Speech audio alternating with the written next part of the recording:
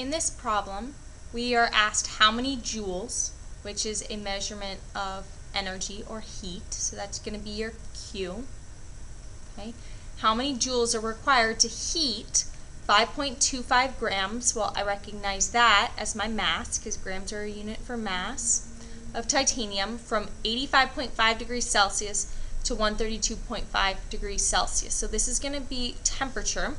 And to find my change in temperature, which is what I need to find for this equation, I need to take my final temperature, my TF, and subtract from it my initial temperature, my TI. And so what that is, my final temperature, it ends up at 132.5. And I'm going to subtract 85.5 from it. And what I'm going to end up getting is 47.0 degrees Celsius. And remember, it's 0.0 because this has one decimal place, so it's 47.0. Okay? And the last piece of information that I'm given is 0.523 joules over gram degrees Celsius, and that is my specific heat.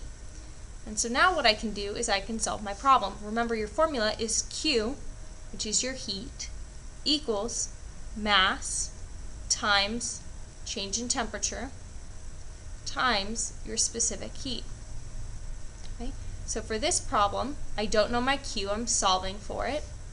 I know that my mass is 5.25 grams times my temperature change, which is 47.0 degrees Celsius, times my specific heat. And my specific heat for this is 0.523 joules per gram degree Celsius.